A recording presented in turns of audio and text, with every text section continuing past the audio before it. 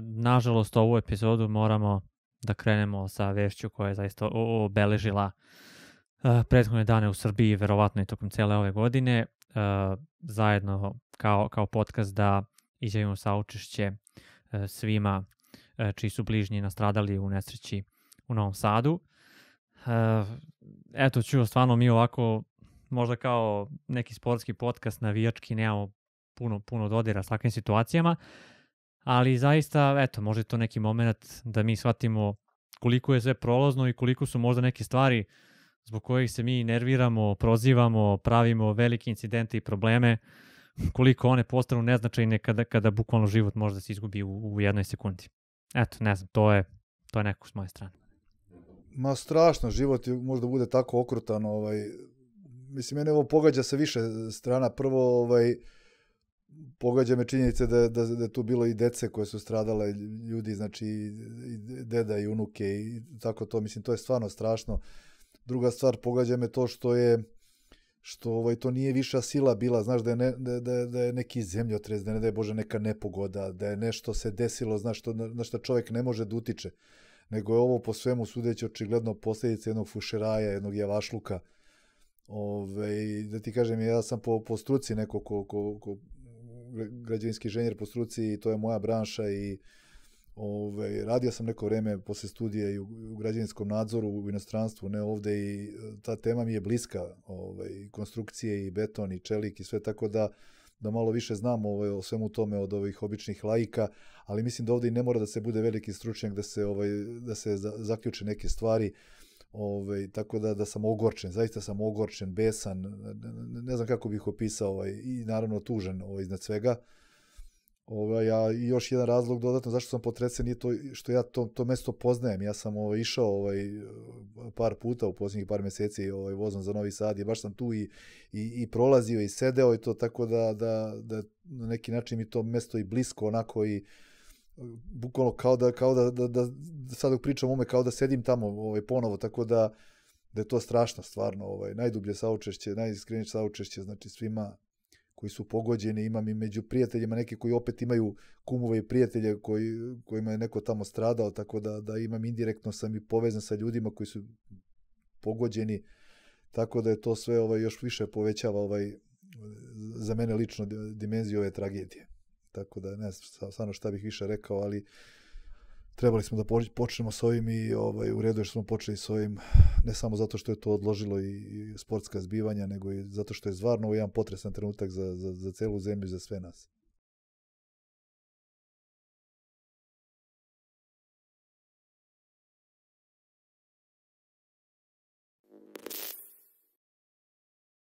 Dobrodošli na Crno-beli randevu.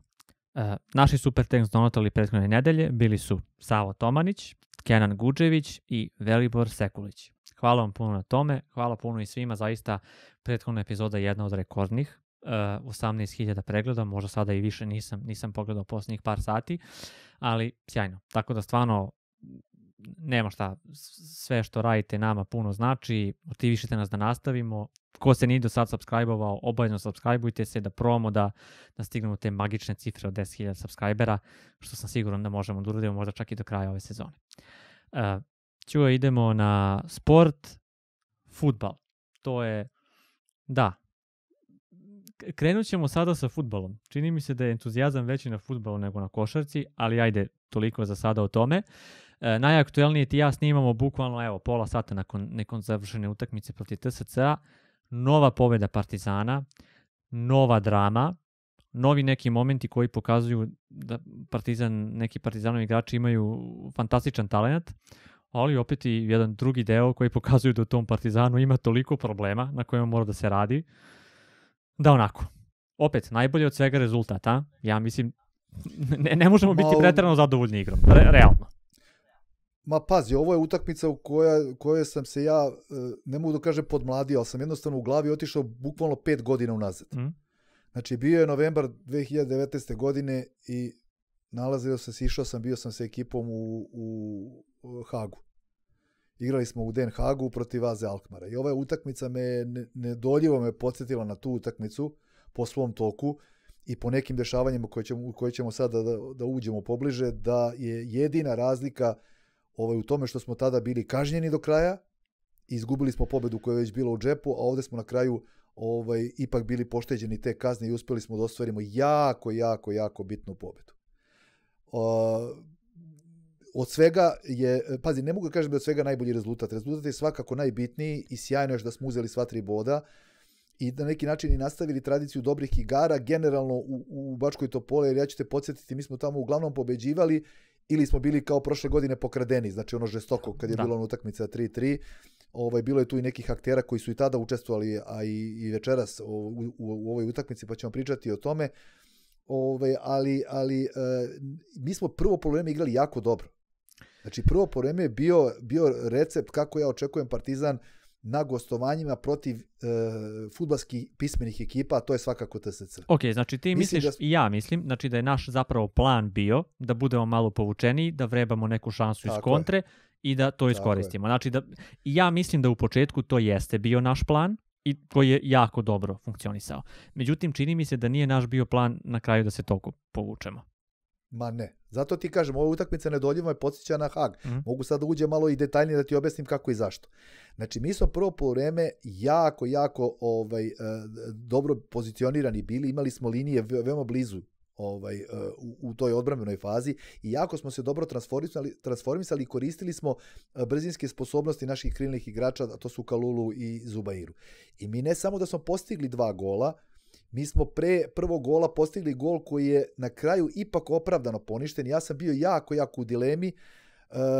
Čak sam u jednom trenutku pomislio da nije ofsajd, ali mi nismo tu te linije, povučene linije videli odmah. Kasnije je to tek usledilo u drugom poluvremenu i bio je zaista minimalan ofsajd, ali ono što je unelo zabunu je što su u toj akciji kod poništenog gola bile 2 situacije koje su mirisale na ofsajd. Ta prva koja je na kraju presuđena kao ofsajd kod dubinskog pasa, kada je Kalulu nije bio najbliži golman, ali lopta išla ka njemu i on je onda došao do lopte, on je bio nekako u liniji sa igračem TSC, a ispred je bio Đorđe Jovanović koji je bio u ofsajdu, ali nije lopta išla ka njemu, znači pasivna pozicija i nije zbog njega mahan ofsajd. Dakle, ofsajd ne bi ni bio mahan da Kalulu nije bio. Kasnije će se ispostaviti da on jeste bio u minimalnom ofsajdu, ali je zabuna bila ne samo zbog te veoma knap situacije, gde gledaoci nisu mogli da se uvere u ispravnost odluke, nego što je kasnije kad je Kalulu primio loptu, ne krenuo ka golu i došlo je do jedne situacije koje će možda stariji navijači Partizana se sete jako slične situacije iz derbija 2008. godine, kada smo protiv Crvene zvezde igrali tamo na praznom stadionu, prvo kolo nastavka i tada je kod rezultata 1-0 za Partizan Maletić krenuo u kontru i Diarra mu je bio levo i on je njemu dao loptu, odnosno Morira je bio levo i Maletić umjesto da šutne u gol, da postigne gol za 0-2, on je dodao Moriri koji je bio ispred njega i to je bio onda ofsajd. Na kraju smo tu utakmicu umjesto da dobijemo, mi smo izgubili ubedljivo 4-1.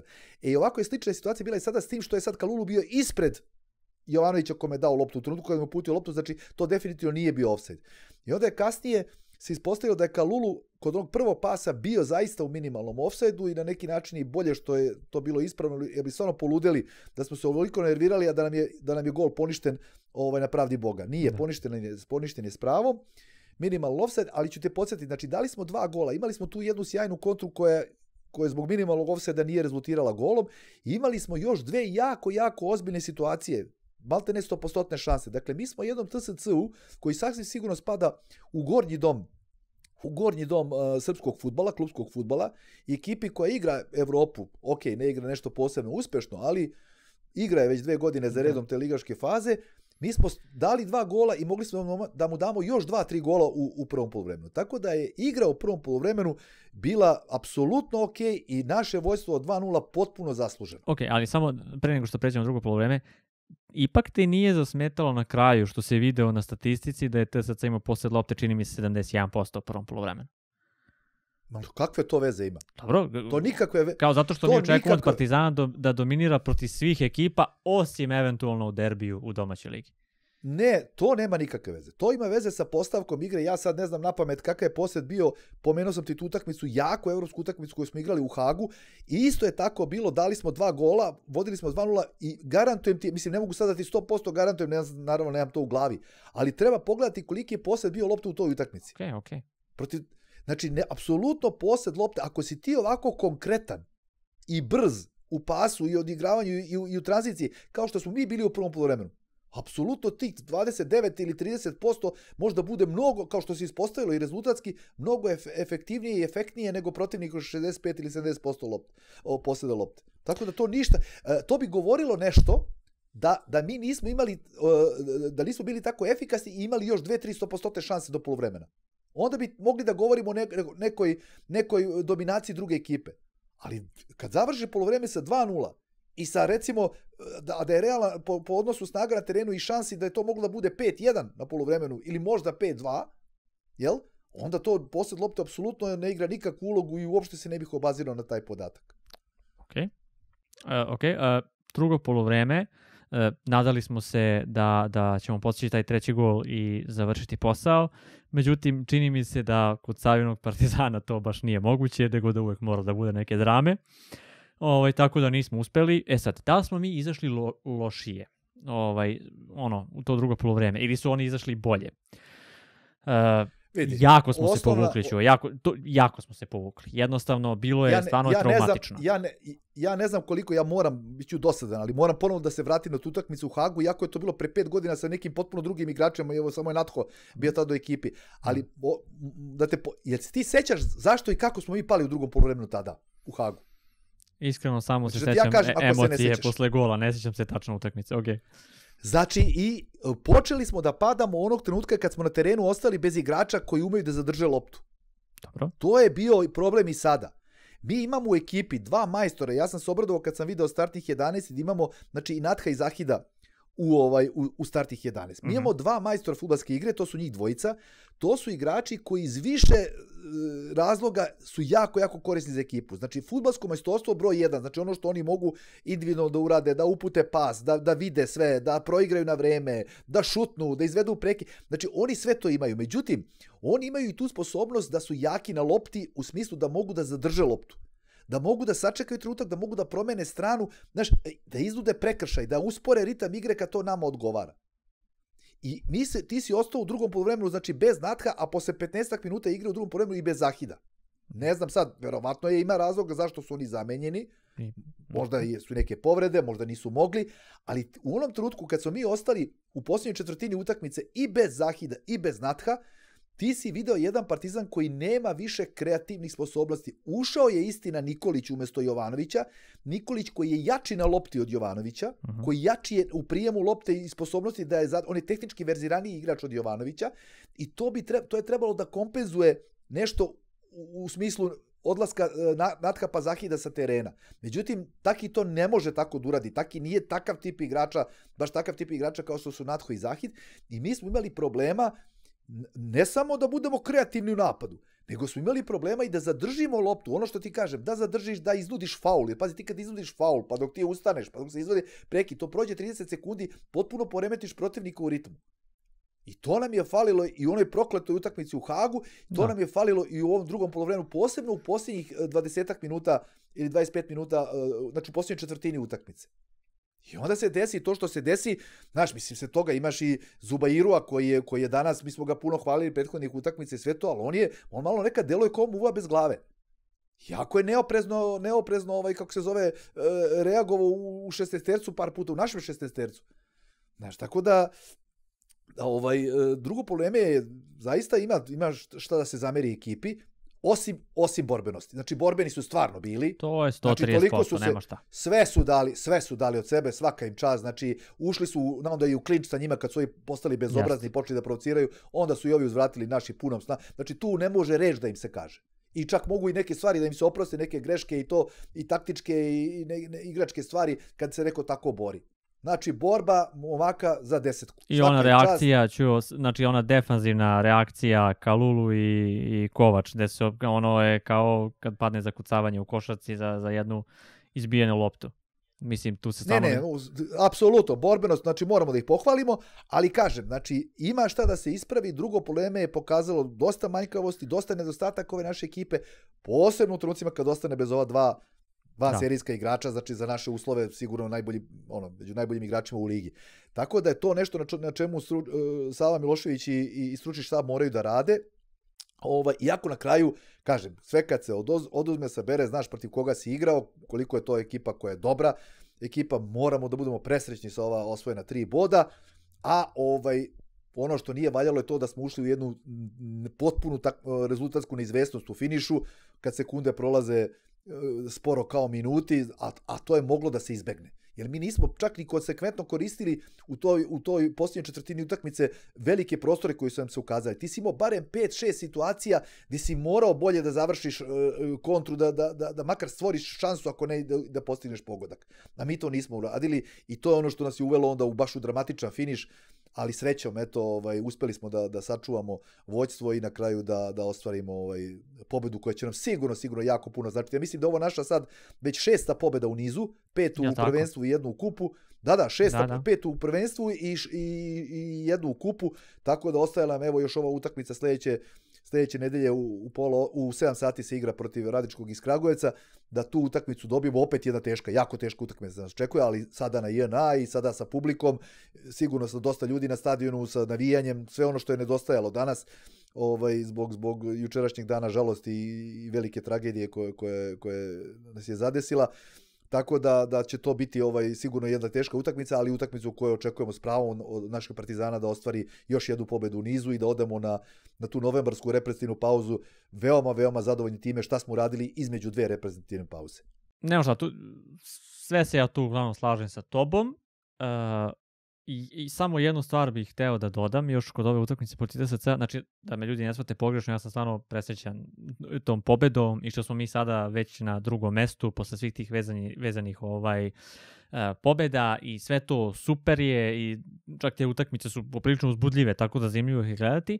Međutim, iskreno ću da se ovo sada desi za recimo 2-3 godine, iskreno ipak očekujem da ćemo mi biti na nekom nivou gde možda možemo da igramo defanzivnije protiv takvog protivnika, ali ipak ne toliko. Znači, može da se desi 10 minuta na kraju protivnik da nas toliko stisne, ali baš ovako celo polovreme da se branimo, ja se nadam da ćemo mi polagano, kada klub konačno stane na neke noge, kad porastemo, kad se tim stabilizuje i tako dalje, da ipak neće biti ovakvih momenata da baš toliko strepimo.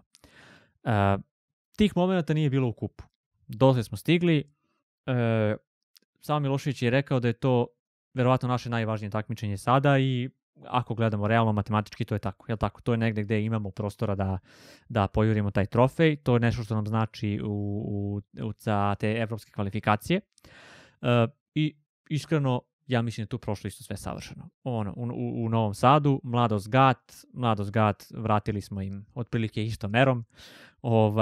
Tako da, sve super i interesantno, Partizan sa prvim timom, vidi se, nema kalkulisanja u kupu, Ma ne može, kako kalkulisanje, ovo je jako bitno takmičenje za nas sada. Lepo si rekao, u ovakvoj kriznoj situaciji kako je Partizan je već godinama, osvajanje trofeja kupa bi predstavljalo jednu veliku satisfakciju, veliki podstrek za naredne sezone. Tako da je iz tog razloga, znači nema šta, imali smo 5 prepreka do trofeja, ostale su još 4 prepreke. Tako je. I to zaista tako moramo da posmatramo. A na sve to dolazi i ta činjenica da osvajanje kupa ti garantuje kvalifikacije za Ligu Evrope, a opet Liga Evrope predstavlja uvek duplu šansu da izboriš neku od ligaških faza, da li Ligu Evrope ili Ligu konferencije, tako da je samo pobednik kupa će ići u kvalifikacije za Ligu Evrope, ostala 2 predstavnika u Evropi će ići od drugog kola za Ligu konferencije. Tako da je iz tog aspekta to jako bitno. I zato kupu treba posvetiti punu pažnju. Ne znam, mislim, mogu bi malo da prodiskutujemo, nema šta što se tiče utakmice, kad se uđe kvalitetnu utakmicu, kad se da na vreme prvi gol, kad se onda na vreme da i drugi gol, onda je samo pitanje da li će utakmica završi sa 3-4-5-0, mi smo završili sa 3-0, moglo je da bude i 5-0, mogli smo i da primimo gol, imali su oni tamo neke situacije, ali generalno tako se ulazi u utakmicu onda kada si favorit i to jasan favorit u odnosu na protivnika. Ma tako je, dolazi... nema onoga 1-0, pa čekamo da li će nam daju gol u 95. minutu, pa odmah penali i tragedija. Pa to ti se desilo u Mitrovici sa Gordonom Petrićem. To ti se desilo u kupu pre 2 sezone. Imao si 1-0, umjesto daš 2-3-0, imao si šanse, ti si u zadnjem minutu primio gol i na penali si ispao. Znaš šta je, prošle godine na UB-u uopšte to nije bilo naivno, ali nije bio prvi tim. Kakvi naivno? Da, nije bio prvi tim, da tu smo kalkulisali, malo je falo da nam se to osveti. Yes. Sreća, dobili smo utakmicu 1-0, ali je jedinstvo imalo par prilika, među njima je baš i Zubairu se isto koji igra jako dobro protiv nas. Tako da to je što se tiče kupa. Ja bih hteo još za kup da kažem nešto.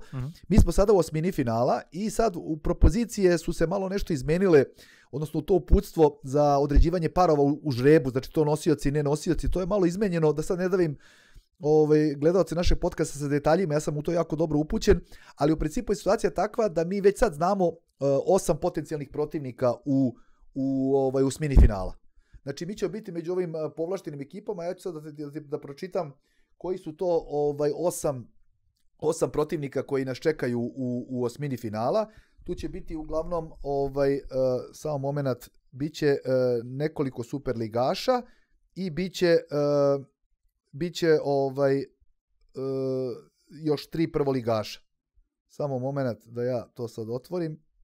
Dakle, naši potencijalni protivnici u osmini finala na žrebu će biti Ofka Beograd, Radnički Niš, Novi Pazar, IMT i Spartak. Znači to su tih 5 superligaša. A od prvoligaša, znači iz drugog ranga takmičenja, tu su još Javor iz Ivanjice, Grafičar iz Beograda i Radnik iz Surdulice. Dakle, eto, to su tih naših 8 potencijalnih protivnika u osmini finala. Vidjet ćemo kad će žreb u novembru da bude. Treba ga očekivati vrlo brzo, da se ne čeka, pošto je osmina finala zakazana za 4. decembar. I to će biti datum za igranje osmine finala kupa. S tim što sad ću da kažem nešto što se tiče i kupa i prvenstva, vidjet ćemo kako će to ići sa Partizanom i zbog činjenice da imamo te dve zaostale prvenstvene utakmice. Da. Mi imamo zaostalu prvenstvenu utakmicu protiv Niškog Radničkog, 5. kolo na JNA, i 6. kolo u Subotici protiv Spartaka. I sad mi te dve utakmice moramo da nadoknadimo, moramo da ih odigramo do kraja ove godine. Znači do 21. decembra kad je kraj jesenje polusezone, te utakmice moraju da se odigraju, tako je pravilo, propozicije su takve, dakle ne mogu te odložene prvenstvene utakmice da se igraju tamo u prolećnom delu kada već prošao i zimski prelazni rok, kada ekipe izgledaju potpuno drugačije. Znači to je pravilo, dakle te dve prvenstvene utakmice moraju da se odigraju. Sad to utiče sad i na ovaj 4. decembar na kup, zato što u kupu to ne važi. U kupu je moguće da se nadoknadi, recimo utakmica osmina finala, da je ne igramo 4. decembra, nego da je igramo tamo na proleće u februaru. Pre četvrtfinala. A zašto sve to mešam i prvenstvo i kup? Iz prostog razloga što su termini jako knap. Mi nemamo kad da odigramo ove dve utakmice, osim u 2 termina koja postoje. Čak je moguće da umjesto 3 da budu samo 2 moguća termina, a jedan od ta 2 da bude ovaj 4. decembar kada se igra kup. Dakle, nemojmo se iznenaditi ako imamo jedan slobodan termin, to je 27. novembar, sreda. To je prvi slobodan termin u nedelji, posle reprezentativne pauze, i tu će Partizan verovatno tada da dočeka Niški Radnički, jer utakmice moraju da se nadoknađuju tim redosledom kako su odlagane. Znači mora prvo da se odigra protiv Radničkog, pa tek ode u Subotici. Tako da će mi 27. igrati protiv Radničkog, znači prilično sam siguran, a onda ćemo vidjeti kad ćemo igrati u Subotici prvenstvenu utakmicu, kažem prvenstveno jer je moguće, izlistao sam malo pre protivnike da Spartak bude čak protivnik i u kupu, jel? Da. Tako da ćemo, može lako da se desi da 4. decembra ne igramo kup, nego da igramo drugu zaostalu protiv Spartaka u Subotici, prvenstvenu. Zašto? Zato što već sledeće nedelje, u sreda i četvrtak, ne možemo da igramo recimo domaću utakmicu protiv Radničkog, ne bi ni mogli da igramo tamo 11. 12. decembra za ostalu, jer Makabi Tel Aviv dočekuje ove Letonce u Ligi Evrope na našem stadionu. Tako da termini su vrlo knap. Ja sam pričao siguran da ćemo Niški Radnički zato da dočekamo 27. novembra, a da ćemo u Subotici gostovati ili u terminu kupa, ili eventualno tamo baš pri kraju 18. decembra, znači to je 3 dana pre posljednjeg jesenjeg kola. Posljednje jesenje kolo je u Nišu, baš protiv Radničkog, čiju smo utakmicu ovdje odložili u avgustu i treba da igramo. Znači moguće da sa Radničkim igramo u mjesec dana, manje od mjesec dana da igramo 2 puta. Tako da eto, to je sve posljedica toga što su te utakmice dve odlagane. Partizan jeste danas došao na drugo mesto, ali dalje ima 1 ili 2 utakmice manje od ovih ekipa koje se tu nalaze od 2. do 6. mesta, od 3. do 6. mesta. Tako da je, eto, takva je situacija i sačekat ćemo žreb za kup, pri čemu je žreb za kup takav da protiv svih ovih 8 ekipa možemo da igramo i u kući i na strani. Znači domaćinstvo se naknadno žreba kad se izvuku 2 kuglice, tako da jednostavno sve su varijante u igri, a naravno da bi sigurno bilo bolje da dobijemo nekog od ovih prvoligaša, nego da igramo, šta znam, sa ekipama koji su iz gornjeg doma Super lige, ali naravno protiv koga god od ovih 8 ekipa da igramo, sigurno će biti favorit za prolaz dalje. Normalno. Dobro, boga mi gust raspored. To je to što se tiče, čini mi se, ovog takmičarskog fudbalskog dela. Da. Ajmo prvo ovako. Imam ja još nekoliko tema, ali imamo i ovo što si mi ti poslao. A to su navijači. Dakle, imamo sada neku novu tendenciju da u domaćoj ligi će se mnogo rigoroznije kažnjavati upotreba pirotehničkih sredstava. Sad, mi to imamo godinama u Evropi. I zaista do ove utakmice, ja ako se ne varam protiv Kelna, sada u Ligi konferenciji, čini mi se da jako dugo Partizan nije imao neku bakljadu na svom stadionu. Čak i kada je stadion bio pun. Da kažemo, znači ne zato što nismo igrali, nego prosto nije. Bilo je pojedinačnih baki, jedna ili dve onako na utakmi, ali nije bilo na terenu i kažem, bili su izolovani incidenti, plaćali smo kazne, ali nije bilo one organizovane bakljade kako je nekad bilo u prošlosti. Toga zaista nije bilo. Međutim, ovo su sad neke tendencije, ja ne znam koliko to može sada da bude opasno. Mislim, mi smo sad kao u nekim velikim merama štednje, pokušavamo da kompletno sve izgladimo, vidimo problem je kada Čukarički pošalje menicu, jel tako, za Kovača, mi kukamo, molimo da ne plaćamo sve odjednom. Definitivno morat će, ja volim kad vidim bakljadu, neću da lažem, to je meni fudbalska atmosfera, ali mislim da ćemo to morati da prosto izbacimo. Nema drugo. Mislim, evo vidi, da ti kažem kako ja gledam na te stvari. Znači, mi smo u Evropi toliko, ti si imao jedan lep prilog, imali smo zajedno, ali si se ti tu posebno potrudio da izvučeš sve moguće kazne koje smo imali u Evropi i znači te kazne sa zatvaranjem stadiona, sa selidbama, igranja u drugim mestima, u finansijskim kaznama da ne pričamo i to. I to smo mi u Evropi platili danak tome, u posljednjih godina skažnjavaju i zbog skandiranja homofobije i rasizma. Lažnih, ali tako je kako je i nastavit će, neće stati s tim. Mi njima nećemo, to je kraj. Tako je. Oni kažu reč peder je njima homofobija, kraj. A reč cigan je njima, u kakvom god kontekstu, možeš ti da objašnjavaš šta god hoćeš, reč cigan je njima rasizam i to je tako. Sada je, što je najgore, da li je najgore, sad to je već pitanje, ali to se seli sada i u Srbiju. I mi smo, kao i drugi superligaši, dobili zvaničan dopis pre neki dan, pre jedno 5-6 dana, od zajednice Superlige, u kojem je decidirano napisano da će od sada kazne za ubacivanje baklje na teren biti, da će automatski dolaziti do suspenzije stadiona. Tako je. Do pražnjenja stadiona. I ja, evo koristim, mi nismo neki veliki kanal, iako postajemo sve popularniji, ljudi nas sve više gledaju, ali apelujemo na naše navijače da zaista imaju neku, i na ljude koji sada vode klub, koji su ušli u klub, da se ostvari jedna kvalitetna komunikacija i da se to ne dozvoli. Znači, izvini što te prekidam, ali ja ako se ne varam, protiv Čukarečkog nekoliko baklji je uletelo na teren i ja sad ne znam da li smo mi podložni kazni zbog toga, jer jesmo? Nismo podložni jer to je došlo posle te utakmice. Okay. To je došlo posle te utakmice, srećom. Znači, Da li je ta utakmica ih dodatno inicirala da pošalju taj dopis svima? Ne znam, nije jedina naša utakmica gdje su baklje bile na terenu. Bilo je tu još utakmica. Ali kažem, ja sam taj dopis video i apelujem na klub, na ljude koji vode klub i na naše navijače da se ostvari jedna kvalitetna komunikacija, tim pre što u tom dopisu jasno stoji da će suspenzije usleđivati za padanje baklji na teren. Da. Dakle, moguće je možda, ali ja sad neću da apelujem na to da se baklje pale, pa samo da ne ubacuju se na teren. Ali da se napravi neki dogovor, da se nešto napravi, da ako i neki svetlosni efekti budu u tom smislu, da to nikako ne završava na terenu, da se to možda ima neko mesto na tribini gde će to da se gasi. Znači, ni na koji način ne smeju akteri utakmice da budu ugroženi, znači da te baklje padu u njihovoj blizini. Baklje, petarde, šta god od tih eksplozivnih naprava. Znači, niti protivnički igrači, niti sudije, naravno, ni naši igrači. Tako da tu mora da dođe do komunikacije između kluba i navijača, da to bude nešto, znači, toga nije bilo. svi znamo zašto i kako i godina, jer da sprečimo kažnjavanje, nama će navijači puno značiti ovim utakmicama koji dolaze. Videlo se koliko je to vredno na ovoj utakmici protiv Čukaričkog. Mi tu utakmicu ne bi dobili, ne bi prekrenuli da igramo na praznom stadionu. U to sam ubeđen. Tako da to mora da se uradi i dodatni razlog zašto mora se uradi, to je zato što nam je finansijska situacija takva kakva je loša, gde svaki dinar je zaista vredan. Znači, umjesto da plaćamo u kasu zajednice Superlige, to može se iskoristiti za neke druge mnogo korisnije stvari za klub u ovom trenutku.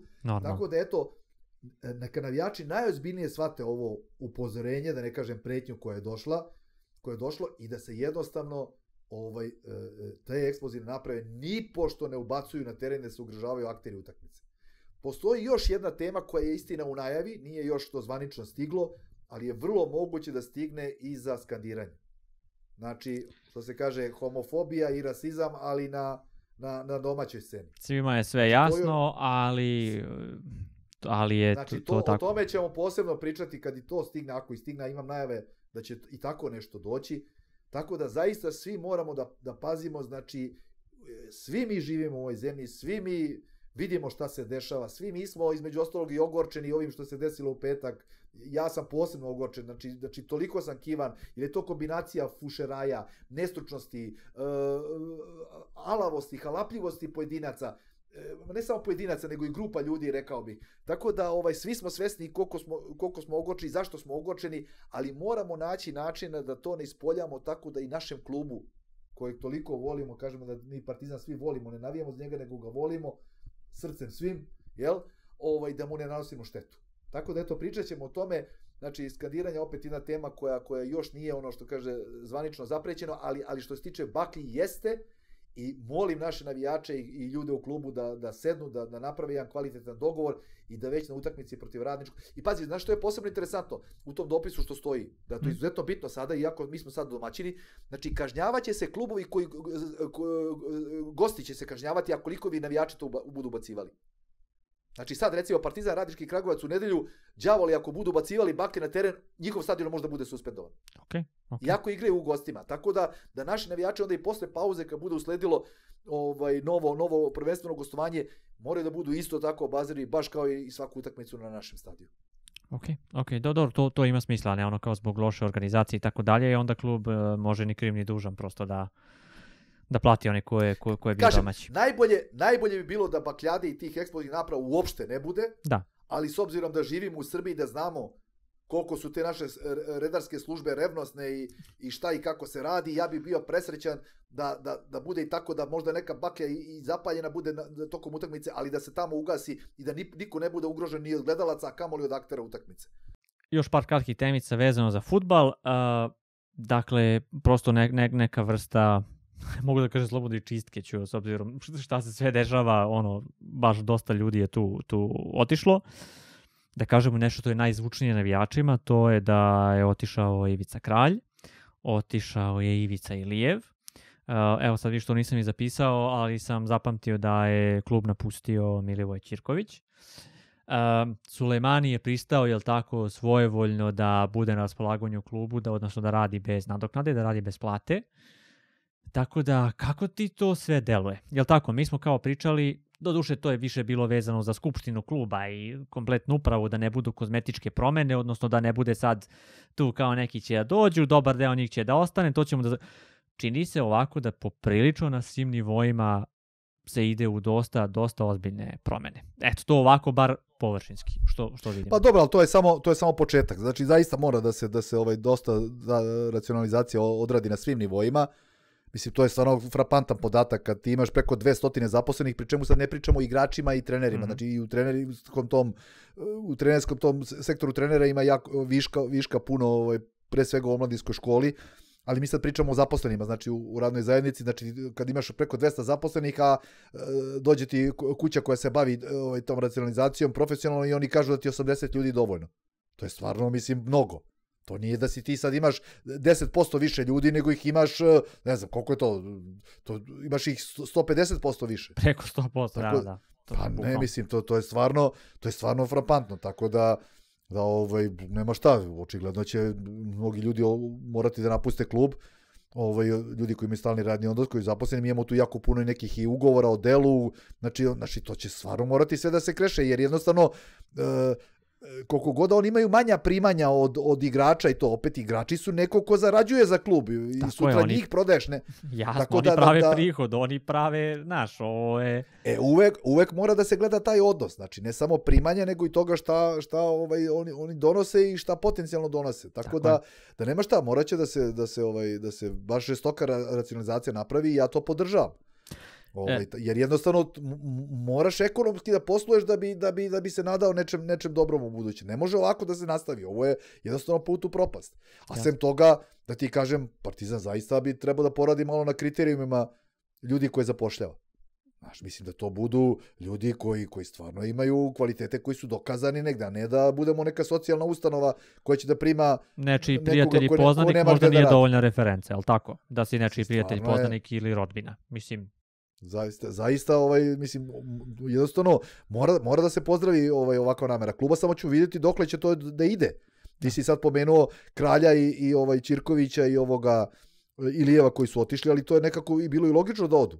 Mislim, šta će ti tu sportski direktor i pomoćnik sportskog direktora, šta je već Kralj bio posljednjih mjesec, dva, ako imaš Danka Lazovića i Peđu Mijatovića koji su došli u ovo privremeno rukovodstvo, koji se isključivo bave sportskim sektorom. Jasno. Znači, od njih 7 u ovom telu, njih 2 su isključivo se bave sportskim stvarima. Ni sa čim drugim osim sportskim sektorom. Tako da, apsolutno ne treba tu niko više osim njih da bude. Tako da je to sasvim razumljivo, a kažem, to je tek početak i vidjet ćemo sad kako će to teći na drugim nivoima. Naravno, to je nešto što sad navijače ne zanima preterano. Znaš, oni gledaju igrače i trenere i rezultate na terenu, ali jednostavno, znaš, moramo da počnemo da funkcionišemo da probamo da počnemo da funkcionišemo kao moderan evropski klub. Mi svih ovih godina to nismo činili. Mislim, pazi, ti si recimo imao, koliko smo mi amateri, ti si imao pre neki dan vest da je oslobođena, odnosno u carinskom skladištu je bila ta oprema, stara Nike oprema, nije plaćena carina i onda nismo mogli da raspoložemo tom opremom. I sad smo od toga napravili vest što je ta oprema oslobođena za decu. Naravno da je dobro da deca imaju opremu, ali to je stara oprema Nike. Mi imamo i dalje zarobljenu novu opremu, Puminu, za koju nismo platili carinu. Razumeš? Tako da mi dalje imamo zarobljenu opremu, a sad smo oslobodili staru opremu. Sad to lepo izgleda, znaš, Nike oprema nije loša i to, ali to se kosi sa time da je nama Puma sponsor. I mi smo sebi dozvolili luksuz, evo prošle godine recimo da deca idu na utakmice Lige šampiona za omladince, Youth League ili kako se zove, Liga mladih, išli su tamo, prvo kolo igrali su protiv ovih univerzitete iz Krajove. Ja gledam slike sa puta, oni stali su, odmorili su tamo u Donjem Milanovcu gde su već odmarali i deca se slikaju od pozadi u trenerkama. Kao gledaju onako, znaš, umetnička fotografija, gledaju pejzaž u daljini, znaš. Zašto? A oni se mučenici slikali u trenerkama od pozadi da se ne bi vidjelo napred da je Nike.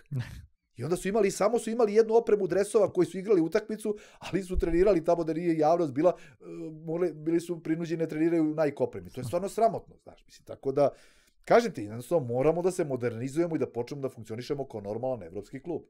Ne, jasno. Stvarno, mislim, mi smo se našali to na početku prošle epizode, ali zaista, mislim, i to jeste bitno. Sad ti možda kažeš, pa dobro, mogu oni da treniraju u staroj opremi, u novoj da igraju utakmice, ali tu se vidi ta razlika između tog nekog profesionalizma i nekog ko voli računa u klubu i nečega što je amaterski, što idemo štap, kanap, sklapa i snalazi se kako kome. Ne, pasti koliko je to neozbiljno, znaš, mi sad da sva zvona širimo vest o ovoj opremi, oslobođeni deca se slikaju u ovim Nike opremi, koja jeste lepa i to, ali čoveče, ti u Nemačkoj izbije skandal kad igrač Bayerna, oni imaju Audija tamo, imaju specijalne odnose sa Audijem, mislim da je Audi bio čak i u suvlasništvu kluba, ne znam da li taj procenat sad, da li to neko otkupio, nebitno je, kad igrač dođe u nekom automobilu, a da nije Audi marka, oni odmah naprave rusva, mislim, žestoke kazne ovo ono.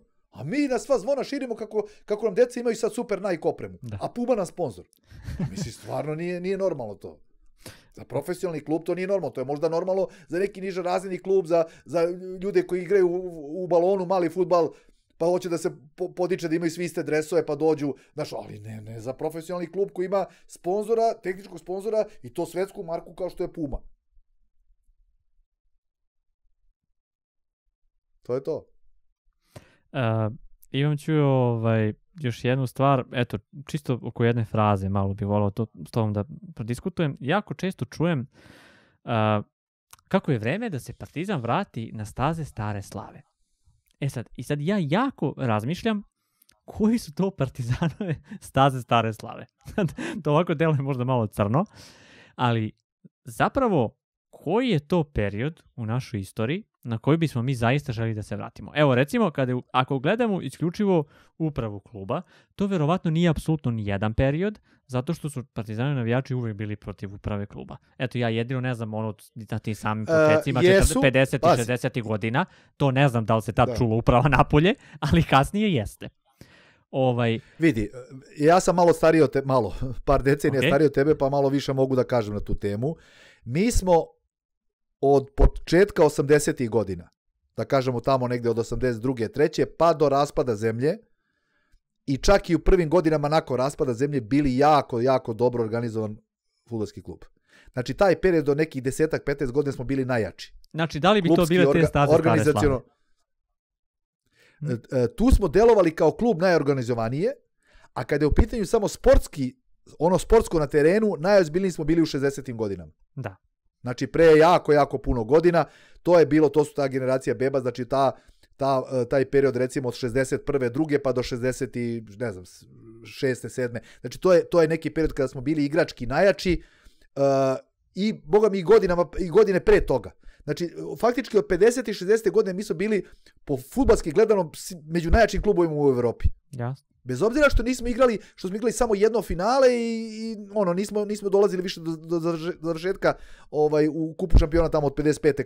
kada je ono počelo, ali smo bili jaki, svuda jaki, priznati i to je bio naš najjači period igrački. Znači, druga polovina 50-ih i prva polovina 60-ih godina, sve do Brisela. A kao organizaciono klub smo počeli da jačamo u 80. godinama, znači druga polovina 70. smo više bili uspešni na terenu nego organizaciono, to su te titule, znači 75, 6 i 77, 8, ali smo organizaciono kao klub bili najjači u 80. godinama, pa onda do raspada SFRJ Jugoslavije, a onda i u tim prvim godinama smo uspeli da održimo taj neki nivo organizacije.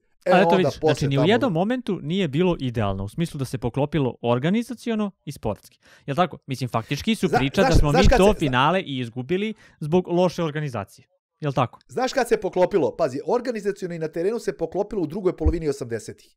Jer podsjetit ću te, tu si imao 2 titule za redom koje se osvajaju u izuzetno jakoj jugoslovenskoj ligi, koje si silom prilika nisi dobio nagradu u vidu učešća u kupu šampiona jer ti se desilo to da te Šajber brutalno pokrade, da ti ne da igraš kup šampiona, koji je bio elitno takmičenje tada. Ali se tu spojile su se te titule, pa se onda spojile vrlo uspešne evropske sezone i velike utakmice koje si igrao, pa si onda jednom i prezimeo 89-90 i došao do četvrtfinala kupa kupova, ali su to opet problemi sa navijačima i te kazne sprečili da to četvrtfinale protiv Dinama iz Bukurešta igraš na svom terenu, da ga eventualno prođeš, da dođeš ti u polufinale, možda čak i u finale kupa kupova. Znaš, to su te, znači kada nam nije niko smetao, mi smo onda sami sebi saplitali noge. Tako da to je taj neki usud fudbalskog kluba Partizan. Ali hoću da ti kažem, ja lično ne želim da se mi vraćamo ni na kakve stare slave, zato što ne bih mogao da potrefim neki period koji da kažem, to je taj idealan period, recimo u košarci bi mogao poprilično lagano da ti kažem to, ali nego da mi napravimo stvarno tu, što smo rekli 2.0 verziju, da postanemo od ovakvog kluba, da postanemo jedan potpuno novi, modern klub i da stvaramo nešto skroz novo. Ne bih ja ni nešto da se vraćam. Eto, to je samo moja poenta. A nešto to jako često čujem da se mi vratimo. Nemoj mi da se vraćamo. Ne možemo da se vratimo. Mi treba da počnemo da funkcionišemo kao modern evropski klub, a to nije samo sportski sektor, ono što navijače najviše zanima, nego je to i svaki drugi sektor u klubu, ono što čini jedan modern evropski klub. Znači, moraš da imaš uređene, znači sektor finansija, marketinga, pravnu službu, znači redarsku službu, znači sve ono, tehničko osoblje, znači sve ono što čini modern evropski klub. A Partizan to jednostavno mora takav da bude, ima veliku armiju navijača, ima veliku tradiciju i zaista je vreme da počnemo da funkcionišemo kao modern klub. Jer mi jednostavno kaskamo za Evropom i to traje već decenijama. Čuo, košarka? Ajmo Crnobelić! Ružan period je za nama. Da, baš ova 2 poraza domaća su nas baš gurnula ovako u jednu situaciju koja polako postaje kritična. Jeste ovo početak sezone, jeste odigrano tek koliko, 7 kola. 7. Nije tragedija ovaj bilans 2-5, s obzirom da smo imali, ako sećaš, one godine kad smo igrali u top 8 i kada je toliko malo falo dodemo i na F4 u Litvaniju, imali smo i 4-9 u jednom trenutku. Znači 4-9 je još lošije nego 2-5. Pa smo onda na kraju otišli i došli do visokog 6. mesta. Znači sve je to moguće, ali ova 2 poraza na domaćem terenu i posle u Istanbulu od Fenerbahčeja, to baš nas dovode sad pred gostovanje u Parizu u jednu ovakvu situaciju gde je pritisak na najvećem mogućem nivou. Ne, skor nimalo nije lep i veoma plaši ovaj nastavak, zato što deluje da je ekipa pred nekim moranjem. Iako smo spominjali prošli put da zapravo Partizan ima ok raspored, sada više taj raspored ne deluje tako ok. Ali ajmo prvo Monako. Prvo te pitam kako je bilo. Pošto evo ovako vi elitni navijači ste imali pristup, mi golubari iz krova nismo mogli da uđemo u halu. Tako da, hoću ti kažem, je li bilo slično kao nekada, kao što se sećaš, da li je bila takva atmosfera ili je bilo drugačije? Pa dobro, nije bilo loše, bilo je dobro, ali mislim da nije bilo onako kao što je bilo tamo kada smo faktički mi Pionir proslavili u Euroligi. Mm-hmm. Znači nije bilo sigurno kao što je bilo tih godina. Kad se samo setim tih mečeva i sa Panathinaikosom i sa Barcelonom i sa Sienom i odnosno Tau Keramikom tada i to su bile atmosfere koje je teško ponoviti. Bilo je dobro, ne mogu da kažem da nije bilo dobro, ali pošteno ti kažem, meni se i u areni ovih prethodnih godina svidelo kako smo atmosferu umeli da napravimo i meni Pionir ne nedostaje. Čak mi je malo i smeta znaš, klimatizacija je loša u Pioniru i zagušljivo je, zbijeni su ljudi na malom prostoru. Mislim, to možda stvori nelagodniju neku atmosferu u gostima, da smo vidjeli eto i da je Monako tu utakmicu na kraju dobio uz nesebičnu pomoć sudija, istina. Ali meni, ja sam arenu nekako prihvatio potpuno kao našu i kamo sreća se nismo selili ni protiv Monaka. Ne govorim sad zbog rezultata gde smo pobedili Monako, ja bi to rekao, jednostavno smatram da ovaj klub zaslužuje baš onakvu dvoranu kakva je arena i da je Pionir jednostavno mali za nas i jednostavno imao veću navijačku bazu i ljudi koji stalno dolaze i vole košarku da bismo igrali u Pioniru pred 7-8 ili 9.000 gledalaca. To je jednostavno malo za košarkaški klub Partizan. Jasno, u ovom momentu to je više nego jasno. Lepo si rekao, uz nesebičnu pomoć sudija. Međutim, moramo da budemo malo i pošteni, mi zaista ne delujemo baš dobro u momentu.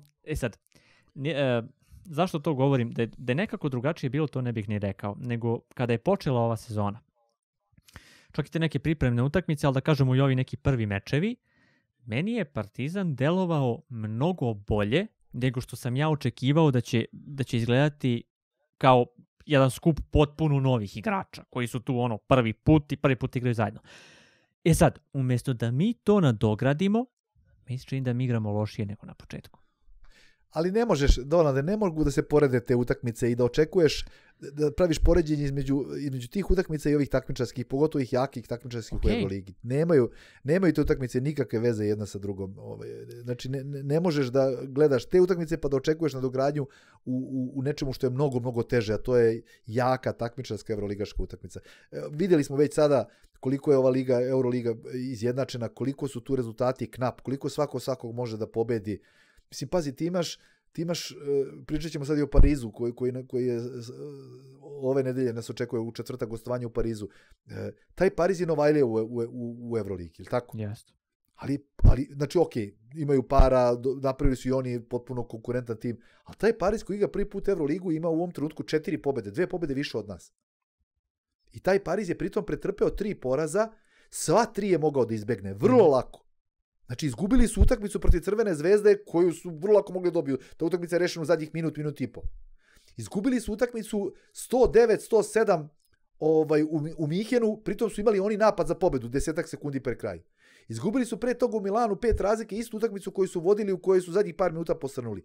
Ove 4 pobjede koje su ostvarili, tukli su između ostalog jedan Monaco u Francuskoj i tukli su Panathinaikos prvaka Evrope. I sad mi protiv njih treba se vadimo ću. U ovakvom momentu. I sad mi protiv njih treba se vadimo, računamo, znaš, kao Partizan je košarkaški brend, oni nisu. U Parizu je brend fudbalski Paris Saint-Germain, ali ne košarkaški Pariz. I onda, znaš, imat ćemo puno naših navijača kao domaćinska atmosfera. Mislim, po svemu što smo vidjeli u ovih 7 kola, mi nismo favoriti protiv njih. Nikako nismo favoriti. A opet, svi očekujemo da pobedimo i svi ćemo biti razočarani ako izgubimo. A ja ti kažem, znači, 4 pobede imaju i 3 poraza, sva 3 su mogli da izbegnu. Sva 3. Vrlo lako. Tako da nas očekuje izuzetno težak zadatak, a imaš ova 2 poraza, odnosno, koliko imamo? 3 poraza čak za redom, je tako? Da, 3 poraza, izgubio si od Virtusa kući, pa od Monaka kući, pa u Istanbulu. To boli što su 2 kući i to boli što faktički sa 2 pogođena šuta mi smo mogli da imamo 4 pobede. Znači, imali smo šut Rili Kine za pobedu i imali smo Bongo. Bonge za verovatno za pobedu. Nije bio zadnji napad, ali bilo bi plus 2 za nas i potpuno ulaziš u zadnji minut sa velikom prednošću, razumeš? I sad... Znači, tako da neverovatno, mislim, posebno to Virtus, ja vidiš, Virtus izgubi sve živo, jedino nas dobio, ovih 1-6, jedino nas dobio. Mislim, stvarno, to nam nije trebalo. Znaš, ja još nekako i mogu da stvarim, jer onako je jaka ekipa, evo i u vrhu su ponovo i imaju izuzetan tim, mislim, fizičke predispozicije, fantastične, igrači, sjajni, znači oni su sigurno vrh Evrolige.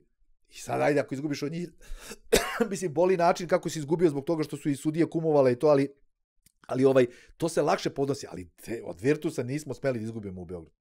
Stvarno nismo smeli, to je veliki kiks. Ne samo da smo poništili tu pobedu nad Makabijem u Pioniru, nego smo otišli još i korak dalje, čini mi se. Tako da eto, mislim, to je sad što je, nema nazad, ali kaže, mislim, nama slede sada nezgodne stvari, mislim, imaš Pariz, pa onda imaš posle 2 utakmice kući u duploj nedelji, ali su ti protivnici, Barcelona ti prvi protivnik, koji nisi nikad pobedio, mislim, znaš, on nisi je pobedio 2010. godine u Beogradu. Tako je, od te utakmice. Tako da, i to znamo kako smo tamo pobedili, šta je bilo svega na kraju. Tako da stvarno je sad nezgodno. Imaš posle, istina, posle u 5 utakmice imaš valjda 4 domaće utakmice i gostovanje u Berlinu, ali vidjeli smo, evo, ni domaći teren ne znači neku veću garanciju. Utakmice su jako, jako neizvesne, u velikom procentu utakmice. Ako pogledaš, vidjet ćeš da su utakmice u velikom procentu neizvesne. Baš onako neizvesne. Jako su retki mečevi koji su odlučeni i pre finiše posljednjih par minuta, nažalost. Jedna od tih utakmica je bila i ova naša posljednja u Istanbulu, koja je bila potpuno neizvesna rezultatski. Baš smo se onako pod navodnicima pobrinuli, od samog starta smo se pobrinuli da ta utakmica bude neizvesna. Sad si me zbunio na sekund, čovjek, šta priča ovaj čovjek. Pa ironišem, znaš, ironišem. Sarkastičan sam i ironičan sam zato što jednostavno ovo je utakmica koja izaziva bez svih nas. Ovako izgubiti utakmicu, mislim... Ja mogu jedino da ih pravdam što su ovi nam uboli koliko, 17, 18, 19 trojki, ne znam ja koliko, ali opet nekako to nije ličilo ni nešto. Loše si ponašao kod velikog broja tih trojki pogođeni. Loše si se ponašao. Nisu ti stalno pogađali preko ruke pa da se...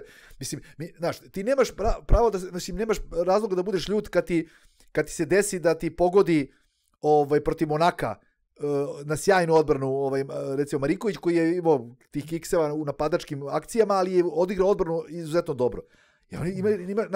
Nemamo sreće kad pogodi onako na kraju, na 2 šuta su pogodili upravo sjajne odbrane. Jednom je bio, ne znam ko je bio prvi put, a drugi put je bio, da li Diallo, a drugi put je bio Mike, kada je imao dodatno bacanje pa je promašio. Tu ne možeš da se žališ, mislim, to je stvarno odigrano odbrana maksimalno. Ali ovo protiv Fenera, mislim, to je stvarno bilo skandalozno. Ali Vanji na onaj kontranapad, kakav flashback na Aleksu protiv Burse. Znači, onaj zicer na zicerima. Vanji baš ne ide. Vanji ne ide, mi znamo da on može mnogo bolje od toga. Znači, ispala mu je lopta, znaš, to je ispala mu lopta iz ruke, ali kažem ti, odbranu igra jako dobro i zbog toga on i ostao je toliko na parketu, znaš, bilo bi najidealnije da ti možeš da vršiš ko u hokeju leteći izmene ili u rukometu pa da ti igrač igra samo odbranu ili samo napad. Vanja je igrao protiv Monaka tako da je trebao da igra samo odbranu. Znaš, tako da sad su se opet vratili na Monako, ali kažem, mnogo je veći problem ovakav poraz u Istanbulu od Fenerbahče. Mnogo je veći. Koliko god je Fenerbahče pokazao slabosti u prethodnim utakmicama i nije briljirao, ali on je skup odličnih igrača i uopšte me ne čudi njihova dobra partija, ali mislim da smo im maksimalno olakšali posao. Kako ne? Ma nema šta. Mene je čudilo, s obzirom na to kako smo izgledali i s obzirom na to da su oni svaki naš polu dobar potez kažnjavali trojkom, mene je čudilo, mi smo zapravo dosta dugo čak i bili u igri, bilo je to neki 10 razlike, nije to bilo, znaš, na kraju su oni otišli na neku veliku razliku, ali čini mi se da je Partizan samo malo da je to nešto bolje izgledalo, da je malo to bilo više energije, makar bi bilo neizvesno do kraja. To sam siguran. Mi u većini utakmica imamo neke segmente utakmica kada smo dosta dobri, ali u protiv Fenerbahčeja je bilo, mi smo sve 4/4 izgubili u Istanbulu. Yes. Protiv Monaka si zaostaje u prvom vremenu, prvu, drugu četvrtinu, ali se onda 3/4 sjajno vratio nazad i 4. si odigrao na kraju, ispalo u egalu, ali si, znači 3. i 4. bio dobar. A ovo si sve 4/4 bio u zaostatku i razlika se samo penjala iz pauze u pauzu, iz prve u drugu, iz druge u treću, znači samo je rasla. Tako da ne znam, ovo je stvarno sramotno, ovo protiv Fenerbahčeja smo odigrali i kažem, veliki su dužnici igrači Partizana svojim navijačima i ne znam, očekujemo u najmanju ruku da u Parizu protiv vrlo nezgodne ekipe poprave utisak i da nas obraduju pobedom. Sad bi pobeda u Parizu zaista bila kao suvo zlato. Jako. A poraz bi nam baš stvorio dramatičnu situaciju, tim pre što onda prva sledeća utakmica je Barcelona u Beogradu. Tako da baš važna, mnogo važna utakmica nas čeka u četvrtak u Parizu. Gledaj, jako je bilo bitno, jer mi ako sad vežemo, znači još neke poraze, to može da bude koliko? 2-7, je li tako? Pa kad bi izgubili, ne daj Bože, i u Parizu i protiv Barcelone, to je 2-7. I onda ti dolazi Milano koji opet i on se nešto kao budi, znamo kakve igrače ima. Znaš, mislim, 2 dana kasnije odmah posle Barcelone. Mislim, neću ni da mislim na to. Daj da probamo da pobedimo ovo u Parizu. Jer ako pobedimo ovo u Parizu, to je onda potpuno drugačija situacija. I dalje to što mi vidimo da mi dalje ne igramo baš kompletni. I dalje Washington nije baš u potpuno priključenoj ekipi, nije. A Isaiah Mike nije uopšte. Mislim, to je nešto vrlo, vrlo malo. Meni imamo Brandona Davisa koji ni nešto ne liči. To je bilo sledeće. Samo sam teo da kažem da imamo Tyrika Jonesa koji meni ovako daje neku nadu, on zaista ima energiju. Obojica, jedan i drugi Jones su poglasi, tu nema šta. Ali to sam teo da kažem, baš onda imamo i drugog centra koji zaista ne deluje. Mislim, imao neke poteze, zato što nije on igrač koji je došao s ulici i tako dalje, ima on pedigre, međutim, to ne deluje posebno u odbrani, čini mi se da se dosta lako njega zaobilaze protivnici u odbrani. Ajde da se nadamo da verujemo, mislim, ipak imamo trenera na klupi koji se zove tako kako se zove i ja verujem da će on da pokrene tu ekipu. Verujem da ćemo mi da već u Parizu izgledamo znatno bolje nego u Istanbulu. Zaista to očekujemo od Željka i od ekipe i da budemo optimisti. Da verujemo u sunce posle kiše. Ko bi rekao pre mesec i po dana da će fudbal da nam podigne raspoloženja košarka zbog košarke da opadne? Ja mislim da niko. Znači dao bi sve što imam u životu da se to neće desiti. Da sam se kladio. A samo još da ne spomenemo, da se ne zeznemo pre te utakmice sa Parizom, bit će utakmica protiv FNP-a i čisto znaju ljudi, podcast će ići posle te utakmice, tako da zato to ne pokrivamo, tako smo u mogućnosti, prosto nemoguće sve postići, tako da čisto znate o utakmici protiv FNP-a sledeći put. Ali znamo i tamo šta može da bude, šta može da nas čeka, nadam se da ćemo odigrati ozbiljno. Jeste, ti ćeš ovo pustiti u ponedjeljak uveče, tad će se već završiti utakmica u predgrađu. Ja se samo nadam da tamo neće da se desi ništa neočekivano, nešto, bilo šta vredno pomena, tako da ćemo onda dobro proći sa tim što smo prinuđeni da ovo snimamo pre te utakmice i ne možemo u ovoj epizodi da obuhvatimo dešavanja sa tog meča. Tako je. Dobro ću. Da li možda imaš ti još neku temu? Evo, meni se čini, ja ovde kada pogledam da smo poprilično sve živo pokrili. Ti si još hteo da spomenemo eventualno raspored u ABA ligi. Tu si spomenuo da posle FNP-a ide Dubai. Ja mogu ti kažem, ja zaista nisam pratio ABA ligu u smislu kao ligu. Pogledao sam sve Partizane utakmice, naravno, ali nisam gledao druge rezultate šta se dešava. Dubai je na 6-1. Bukvalno Dubai je ima taj jedan jedini poraz, sve pobede. to će biti ozbiljna utakmica. Ali bit će derbi sigurno, mislim, po stanju na tabeli, ali ne briljiraju oni, znaš, oni su izgubili utakmicu od Mege tamo na svom terenu, Spartak je bio bukvalno na ivici da ih dobije tamo također. Evo, dobili su i sad, mislim, nije bilo, iako je na kraju samo jedan razlika, ali nije bilo dramatično u Podgorici protiv Studentskog centra, dobili su tu utakmicu opet onako knap. Tako da nisu, mislim, ok, dobra su ekipa, sigurno su prve 3-4 ekipe u ligi, rekao bih čak i u prve 3, ali naravno smo mi favoriti. Ono što mene nervira je što nismo uspeli da razdvojimo fudbal i košarku u nedelju, jer mi posle Pariza igramo u četvrtak u Parizu, u nedelju se igra protiv Dubaja u 9 sati, a fudbal je protiv Radničkog Kragujevca u 7 sati. Znači, Arena kao nosilac prava, znači nije mogla da nam izađe u susret, ponudili su termine što 3 sata valjda popodne i 7 uveče, naravno da ekipa nije mogla prihvatiti 3 sata gde igraš već non stop utakmice u ovim večernjim terminima, ti remetiti celokupne pripremu i treninge u toku nedelje i to, tako da će biti knap za ljude, znači neće moći da se stigne sa fudbal na košarku, morat će se izdele nekako ljudi, da neko ode samo na fudbal, neko na košarku ili onaj ko ide na fudbal da stigne na drugu četvrtinu košarke, ali to su dva najvažnija događaja sledeće nedelje, odnosno ove nedelje, gledalci ovo gledaju u ponedjeljak uveče, to su znači četvrtak košarka u Parizu i u nedelju fudbaleri na JNA protiv Kragujevca i košarkaši u Areni protiv Dubaje. Tako da, eto, to nam sledi, poslije će biti još valjda par utakmica, pa onda dolaze oni derbi protiv Crvene zvezde i Budućnosti, valjda i Olimpije. I Olimpije, tako je. To sledi u nizu jedna za drugom. Da.